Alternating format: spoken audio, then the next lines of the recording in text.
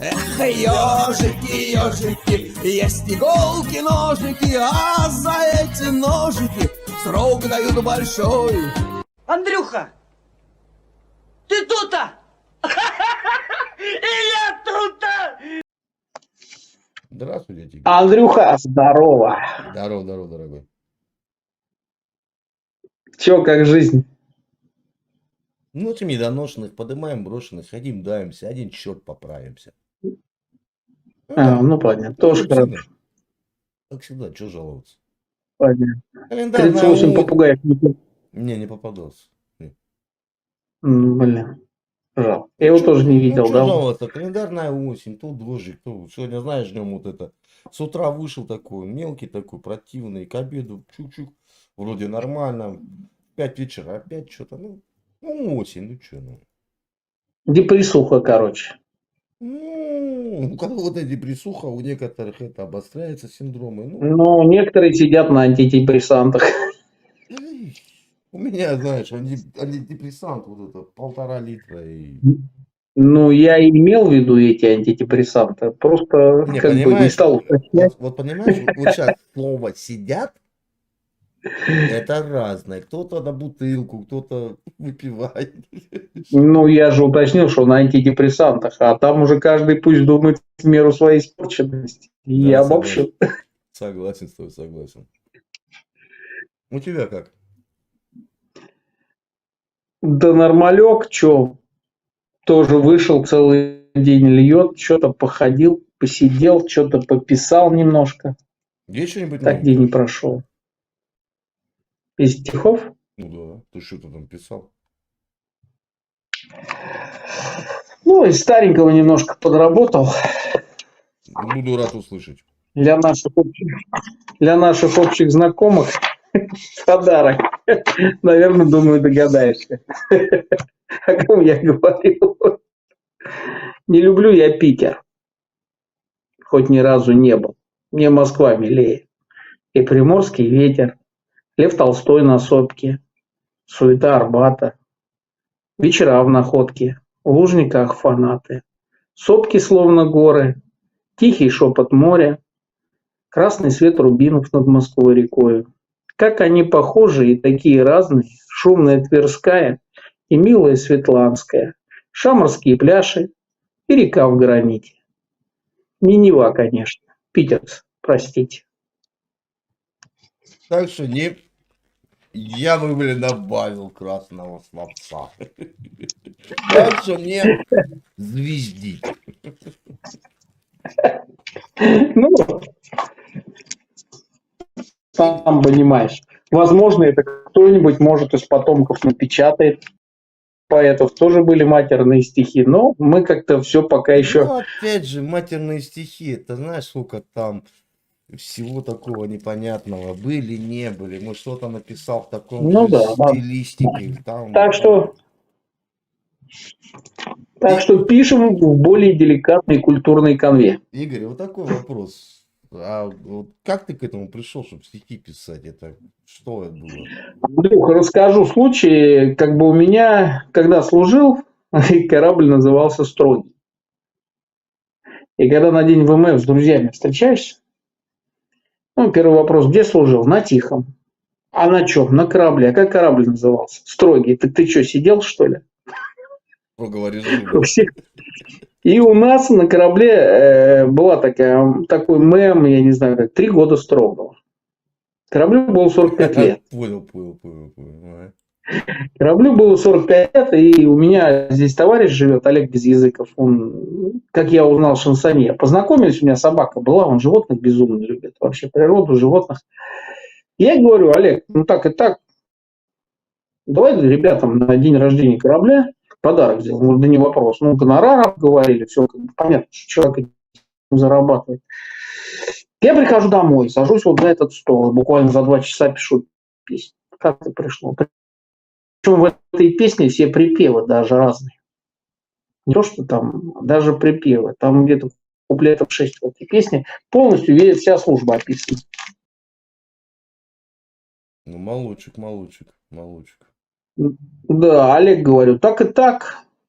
Я говорю, вот у меня как бы есть стихи, и он такой, ну, знаешь, вроде как бы человек немножечко не подавая вида, но вижу, я говорю, Олег, на гонорар это никак не скажется, мы обговорили, но просто, я говорю, ты сколько лет сидел? Он говорит, 14. А я, говорю, был только в отрезвителе. Ну, пускай даже в Московском Центральном на Красной Пресне.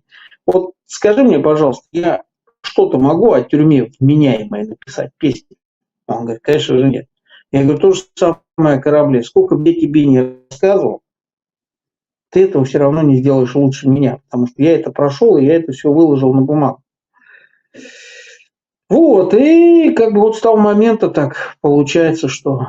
Ну, и это, понимаешь, Андрюх, это не стиль жизни, это вот, к примеру, я могу мыться в ванной, да, мне мысля пришла, я мокрый выбегаю с голой задницей, сажусь все в воде и пишу. Вот так это происходит. Я даже сам не понимаю, как и чего, ну, просто получается, и все.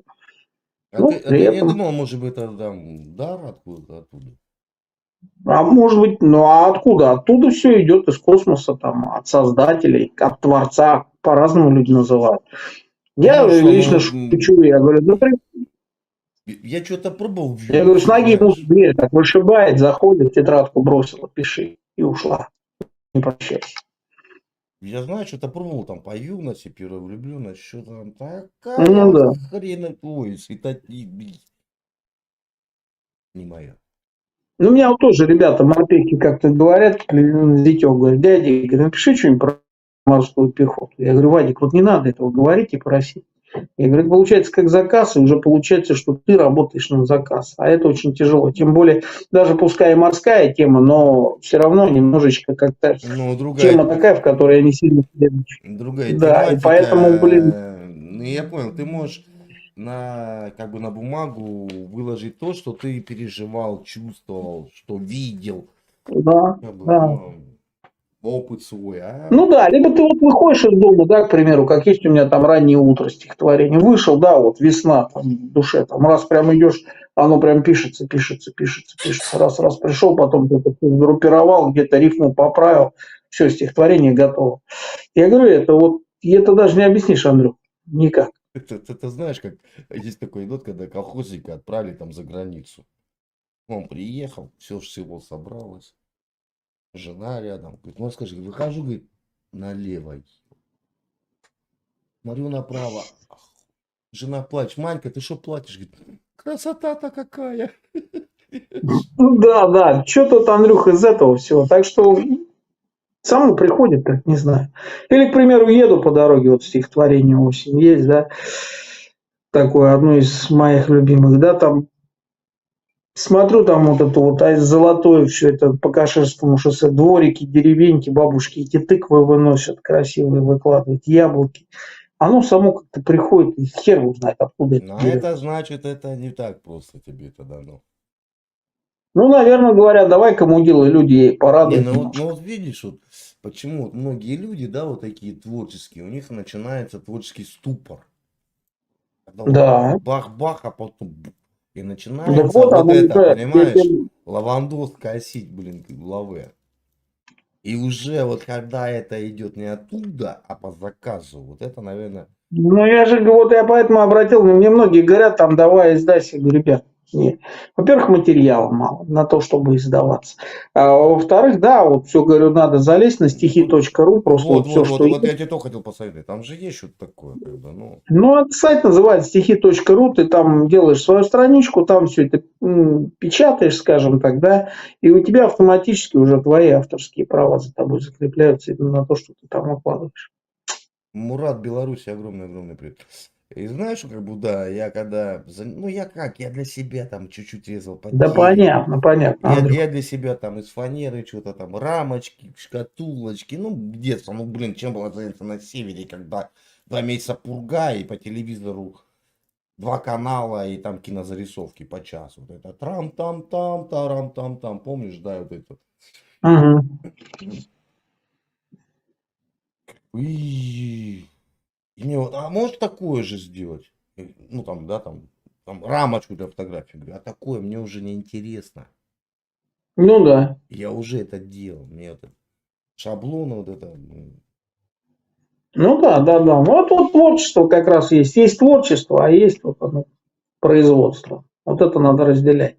Ну, видишь, это, скорее всего, у тебя как хобби, а хобби нельзя путать с профессией, нельзя Да, путать с да. заработком. Если заработок, то это уже не хобби, это уже... Ну вот тут нам на Олег работает, да, там на заказ, вот кто спел эту песню, как раз мы ее сделали, она есть в интернете, 3 года строгого. А как бы по текстам она идет торжественно раздолбайский марш. Я ее прям так и назвал. Я поищу. Даже- Блин, Чё там? да разучился писать прописью. Ну она называется «3 года строго», только ее найдешь, там написано, там меня нет, там есть Евгений Лощилов, он монтировал клип на эту песню, в Ютубе она есть. Подожди. Я не так быстро теперь пишу. Так, 3 года.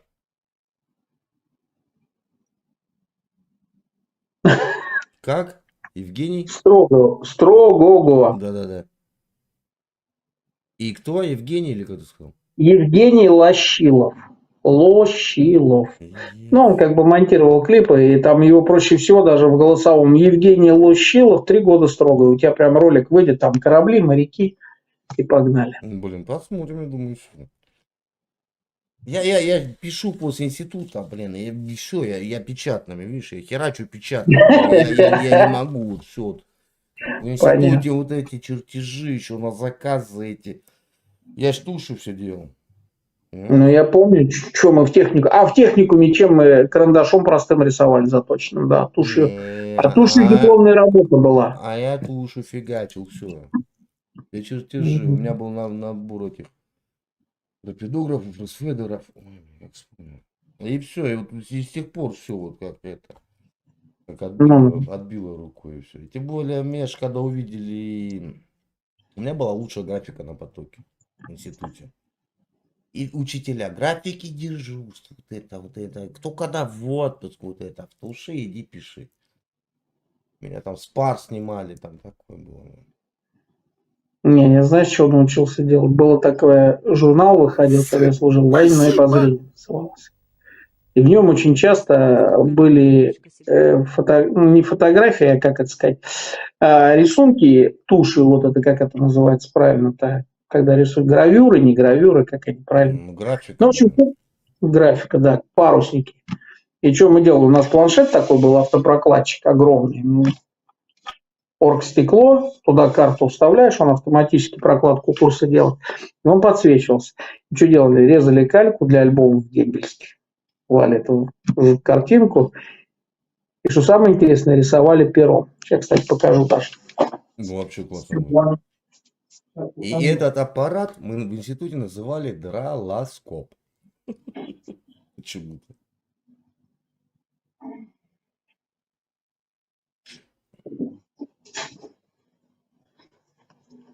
Вот это чудо. Как понимаешь, это дембельский альбом. Вот он строгий. Вот это тоже, кстати, вот это на продажу делали. Это, короче, брали оргстекло, лобзиком вырезали, Обалденно. Обалденно. иголочкой рисовали все контура, потом заливали тушью, потом все это иголочками выкрашивали. Блин, а вот это да, вот это, блин, была развлекуха. Ну, красавец мужчина. Кстати, вот это вот тоже рисовал все пером, тушью, все это заготовки делались. Я могу это высадить или это забрюлить? Нет, делай, пожалуйста. А вот видишь, вот то, что мы делали тушью. Видишь, вот пером. Обалдеть. Это я сам все это рисовал. Переводил, конечно, но делалось это все пером и тушью. Согласен с тобой, блин, это да. Я понимаю просто, что это такое. Что такое перо? Когда не так нажал, там чик-чик и потекло, и Ну понеслось. вот, видишь, и вот это практически прокладка в альбоме каждая. Страничка проложена такой калькой. Мне интересен один вопрос. Сколько по времени это заняло? Андрюха, в море, что ты будешь делать на вахте? Ты Не-не-не, 4 часа сидишь, Не, на подожди. приборы смотришь. Это ты Вот это начал. вот таблички с приборов отбирались, калечкой вырезалось, над фельками вытачивалось, потом нулевкой все шлифовалось и делалось. Обалденно, слышишь? Ну Так классно, что можешь классно. это показывать спокойно, ну так вот виднее будет даже. Вот видишь, а это вот я говорю, вот это у нас по 10 рублей покупали все на корабле. У нас было производство налажено. А это Надя была тогда еще нотка коммерческая. Ну да, было такое. Не, ну красиво. Ну, знаешь, У меня у брата, у него он, но он погранец. Ну, у двоюродного брата. Да, ну, ДМБ, ну, везде катило, там сейчас вот иногда в Одноклассниках вот это там выкладывают, вот этих дембелей чумовых там в значках вообще. Я говорю, Это швейные войска, там, Аксельбанк. ну да, ну, это и у нас даже было вот в эти года, да, Марина все это, ну, только Харитонова, делалось не привет. так бездумно. Марина, Подгонялась форма. Марина Харитонова, приветствую Испанию. Подожди секунду, Берегов, Сергей Чугунов. Пусть написал то из Украины. Сергей Чугунов. Аккуратней с выражениями. Чего? Да, то такое. Не обращай внимания. А у меня у брата, у него дебильский альбом, у наш, он как стол на ножках, а ножки это пули. Ну, пули, гильзы, там в разном они. Тоже. Слышишь? Ну, извращались, как хотели. Вот это у токарей заказывалось. Ага. Альбом полностью покупался, альбом вот синего цвета, да, разбирался полностью. Каждая страничка тушевалась, потом зубной щеткой, гуашью, потом все эти странички загнаны под лак, все. Потом все это аккуратно собирается, и уже потом только начинается составление альбома. Обалдеть. Слышишь, сколько талантов, а? Да там, блин, все говорят, типа в армии и в военно-морском флоте тупели. Ни хрена подобного. Наоборот, столько всего открывали в себе люди. Это просто караул. У меня Карифан, он служил на подводной лодке. И он говорит, ну когда, говорит, плавание, да, там, ну там, неважно сколько, говорит, хопа, таракана поймаешь. Ему, говорит, раз, белой краской, тонкую одну линию на хребте нарисуешь и отпускаешь. Месяц, два, три прошел, смотришь, у него уже 5 полосок. Генерал, не трогать, пусть ползает. Говорит, реально и радовались канарейкам, попугаям. Запрещено, говорит, как Я бы скажу было. больше, у нас было как, вот, к примеру, у нас же медик на корабле своей медицинской службы, да, вот, и у нас, когда вот крыс, вот, о которых многие говорят, крысы на корабле, да, вот это все, когда их становилось много, у нас на корабле этого не было, в других кораблях было, это я точно знаю. Командир медицинской службы выпускает приказ, бьешь 100 хвостов и едешь домой в отпуск. И вот утром камбус открывают, а там такие, знаешь, индейцы. У каждого палка, на ней вилка привязана, забегает. И давай крыс шинковать. Потом набивших крыс приносишь к медику, он по хвостам считает. Напротив твоей фамилии ставит. Сколько там хвостов до отпуска. Ну, нормально не ездили. В основном ездили, но как бы этот отпуск никогда не приветствовался. Крысиный, сам понимаешь, отпуск. Ну, да, как бы. Но все равно были энтузиасты. А были случаи, что приручали крысу, там как-то прикармливали? Нет, не было. У нас вот мы у стенки стоим, кто-то собаку завел в кубрик, там кошку, да. В море идем, выпускали на отдых. Не брали с собой в море животин. Ну, блин, ну, понятно. Ну, устав есть устав, что поделаешь. Да, там даже, ну просто, там, кстати, вот на кораблях, да, вот в таких воинских частях, где вот как бы свести счета на раз-два, да, там как бы с уставом не особо-то, к уставу не особо сильно, к примеру, у нас, да, обращение к офицерам был тащ. Я вот сейчас со своим командиром БЧ общаемся, до сих пор я его то Саша, то тащ. И как бы это нормально, да, потому что, ну что, вот один там был случай. Ну, тащ это сокращенно товарищ. Товарищ, да, тащ. Такие вот есть залипухи флотские. Вот, и, короче, это случай был, да, там у нас офицер один взял моряку, там, спустился с вахты, а у них своя столовая, своя отдельного офицерская, мичманская и команда столовой. Ну, и там эти сидят, они у нас назывались гарсунщики, ну, официанты, кто их обслуживал. Ну, он с вахты спускается, а таджик, мастер спорта по самбо, Мишка Мамаджан, как сейчас помню, сидит, ну, дремит, ну, круглые сутки в море, он там их чаем, обедами кормит. Ну, человек устал. И присел такой, ну, типа, чаю сделай. Тот говорит, тащи, ну, сделай. Говорит, ну, такое нормальное отношение. Ну, что там такого сложного? Да, а тот там что-то взъерепенился на него. И, ну, Мишка ему сделал чай, и так это, грубо так. Да на, возьми. Ну, да, типа, А тут берет этот чай прям горячий и в него выплюснул. Этот чувак, мастер спорта по самбо, офицер, командир БЧ-3, это торпедисты, по-нашему это румыны их называют. Он этого румына за шиворот выводит ночь, корабль в открытом море. Вот так на планшере сажает. Ну что, говорит, молись. 36 узлов ход корабля, ну почти 70 километров в час. Что-то там упало в ночи, булькнуло и все. Кто искать будет? Да, сам выпал. Вот, поэтому у нас офицеры особо-то не борзели тоже. Ну, как бы и мы не борзели, и обычная рабочая обстановка. Тащ, там, что-то прикол, и все это нормально было. Не, ну это же было не оскорбительно, а как бы, ну... Нет. Ну, и мы как бы вот такого, что там за 3 шага перейти на строевой, такого тоже никогда не было. Обычная рабочая обстановка. Офицер пришел, да, встал, конечно, уважение все равно есть какой-то тащ. Представиться можно, а иногда даже не представляется. Это вот знаешь, вот у вас, да, у моряков, да, как вот у вертолетчиков, у пилотов, у дальнобойщиков свои приколюхи есть, свои какие-то позывные, погонялы. А у всех? Как бы это... Да возьми гараж, собак как называют в гараже? Кардан, блядь. Самый распространенный. Кардан, солидол, там еще как. Мазут. Вот. Я тебе говорю, ну что, специфика, как бы, сфера обитания человека, она к чему-то уже как бы... Я когда пришел на стройку, ну что там, 25 лет, пацан еще такой желторотый, да, там. Не, вру, блин, 21 год, что я, блин, 4 года себе это списал. И я, блин, как бы помощник мастера, и мне все, Андрей Викторович, я на ты не могу обращаться. Как бы, ну, я понимаю, человек старше меня, там почти в 2 раза, да, там, а то и в 3 раза. И как бы, ну, мне там они пацаны говорят, ты, говорит, говори на ты, но по отчеству, там, Саныч, Михалыч, Палыч, как бы и ты, и нормально звучит. И тоже были такие казусы, блин, ну это отдельная тема. Возьми ту же стройку, как собак на стройке, и кирпич, скорее всего, или шифер называли. Так вот, и был у нас на стройке, ну, был ремучасток, автобаза, естественно, да? Там ЗИЛы 130-е, там бетоновозчики, самосвалы. И был пес Мазут. Он был черный, как черт, засаленный. И первый день строителя, я помню, как сейчас. Конечно, все ж нахерачились. В Слободан. Ну, понятно.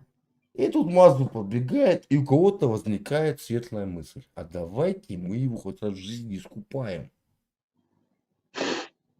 Все такие, а давай, тут Любка кладовщица, а у меня и фейри есть, там и что-то еще. Бочка с водой, короче, Мазут не вырывался, потому что понимал, либо его утопят, либо отстирают. Мы его отстирали, а он белоснежный. Что ты думаешь? Через неделю он был такой же. Ну правильно, а Потому что? что он идет под машиной, ему пофиг, он там гребень испачкал себе вот это все в солидоле, фиголе. Хуже кто-то раз, там что-то крутит, руки испачкались. Мазут, Руки. иди сюда. Об него руки вытерли. И все, иди отсюда, иди. Там дали там сухарик, что-то его похомячить, кусок колбасы. Вот такие были времена. Да. Ясно все, Андрюха. Тут что-то спрашивают, Зема пусть расскажет, как офицеры молятся. Чего? Как офицеры молятся, я еще не знаю, что за... Да никак не молятся. Что за ересь такая? Кто молится? Не знаю. Я же может, офицер. где-то было у кого-то. Не знаю, о чем он хочет сказать. Ну, я тоже Как не в курсе, не владею инфой. Не, ну, знаешь, везде было, блин. Ну, не, может, какая приколюха своя была какая-то своеобразная, потому что, ну, не исключительно. Но у нас они никак не молились, как они молятся. У нас были офицеры, у них приколюхи был, там, да, у Вити Зорина была любимая поговорка, когда тупили моряки, ну ты жертва страсти двух горел. Там или еще что-то такое. Ну, по-разному, может быть, что-то и было, я не буду. Ну, опять же, какой пол, какая... Ну, блин, это везде. Конечно. Даже на одном флоте что-то свое есть, чего нет на другом флоте. Это, блин, неудивительно. Есть какие-то общепринятые понятия, да, на всех флотах, на всех кораблях. Там, например, тоже, блин, первый выход в море, плафон воды, и на любом корабле ты будешь. Все. Тот, которого за борт хотели выкинуть, этот борец, самбист. Ну, что он... Не, он не молись ему сказал, он ему сказал это, ну что, говорит, Я даже не знаю, потому что это было не при мне, это уже ребята рассказывали. Мамаджан злой просто в кубрик пришел и рассказал. А что уж там они с Лехой говорили, потому что звали его Леха. Мы, ну, как бы офицер, да, капитан-лейтенант. Но Алексей его имя было, а мы его звали, так как он румын, а румын это торпедист, у него погремуха была Леха Торпеда. Вот так вот.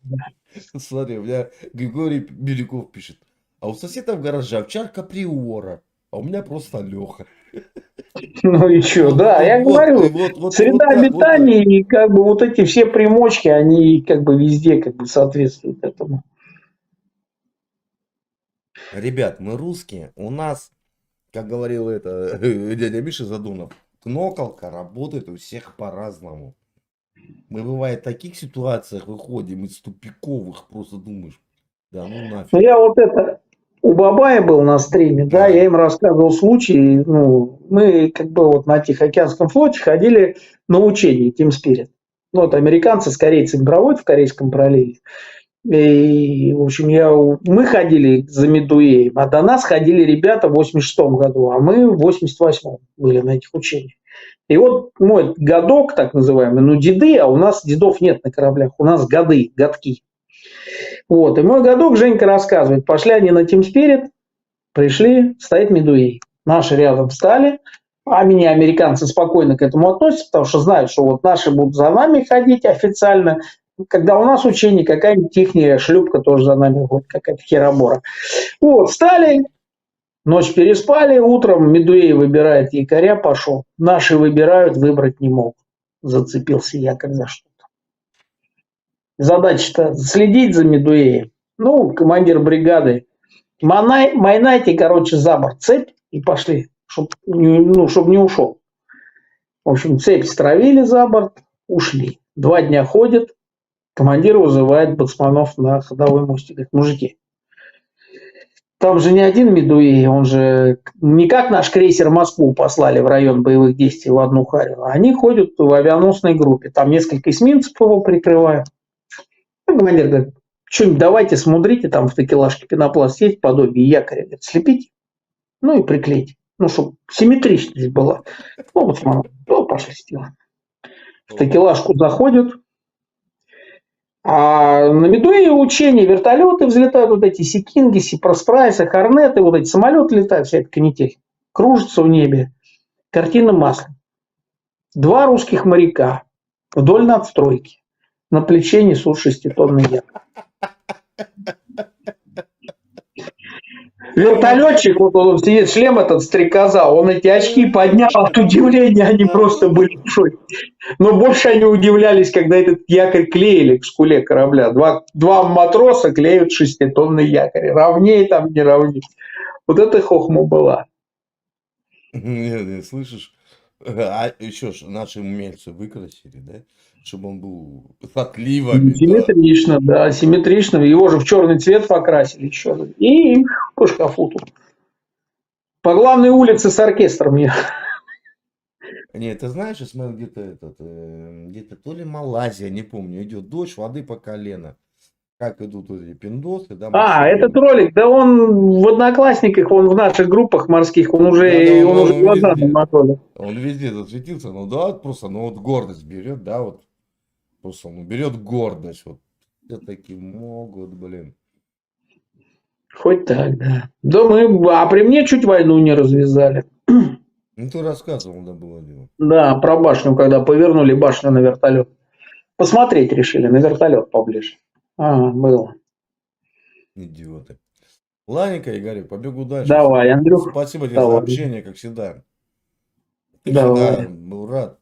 Всех благ. Мира, добра, здоровья.